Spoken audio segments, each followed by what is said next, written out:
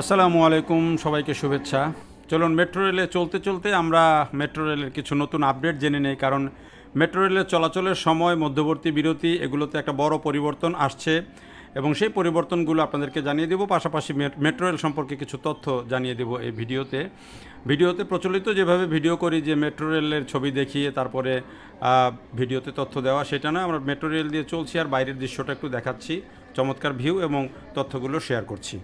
প্রথম কথা হচ্ছে যে এখন মেট্রো রেল আগামী 2 সপ্তাহ পর থেকে সকালে আধা ঘন্টা আগে শুরু হবে আর রাতে আরও আধা ঘন্টা পরে শেষ হবে।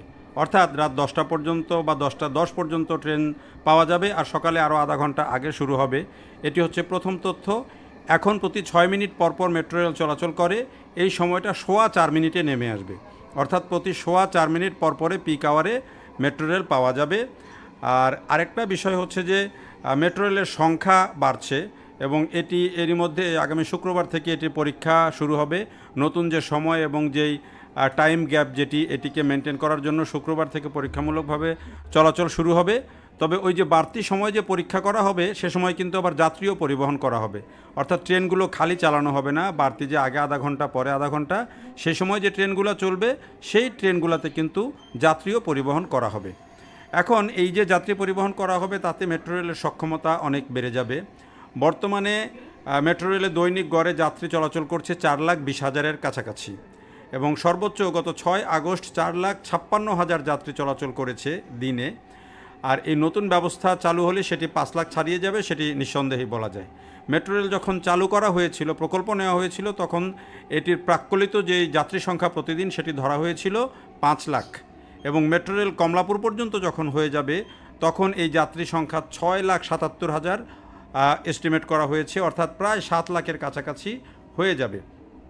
এবং এটি যে ঢাকা শহরের জন্য কত বড় একটা কাজ হচ্ছে, প্রতিদিন এই যে 5 লাখ মানুষ একটা পরিবহনে, গণপরিবহনে চলাচল করছে, তাহলে অন্য রুটগুলো চালু হয়ে গেলে ঢাকার চেহারা কী হবে সেটি আপনারা বুঝতে পারছেন। নতুন সময়সূচি অনুযায়ী বর্তমানে সপ্তাহে শনিবার থেকে বৃহস্পতিবার উত্তরা থেকে প্রথম ট্রেন ছাড়ে সকাল 7টা 10 মিনিটে। 2 সপ্তাহ পর নতুন সূচিতে চলাচল শুরু হলে উত্তরা থেকে প্রথম ট্রেন ছাড়বে ভোর 6টা 40 মিনিটে। বর্তমানে উত্তরা থেকে সর্বশেষ ট্রেন রাত 9টায়, নতুন সময়সূচি চালু হলে সেটি রাত 9:30টায় হবে। অন্যদিকে মতিঝিল থেকে প্রথম ট্রেন ছাড়ে সকাল 7:30টায়, নতুন সূচিতে মতিঝিল থেকে প্রথম ট্রেন ছাড়বে সকাল 7টায়। এছাড়া রাতে মতিঝিল থেকে সর্বশেষ ট্রেন ছাড়ে রাত 9টা 40 মিনিটে। নতুন সূচি অনুযায়ী মতিঝিল থেকে সর্বশেষ ট্রেন ছাড়বে রাত 10টা 10 মিনিটে। মতিঝিল থেকে ছাড়া সর্বশেষ ট্রেনটি এখন উত্তরা উত্তর স্টেশনে পৌঁছায় রাত 10টার পর। এখন শেষ যাত্রীর নামবে পৌনে 11টার দিকে। তো এই মেট্রো রেল সম্পর্কে আপডেট তথ্যগুলো আপনাদেরকে জানিয়ে দিলাম। ভালো লাগলে একটু লাইক, কমেন্ট করে, শেয়ার করে জানাবেন।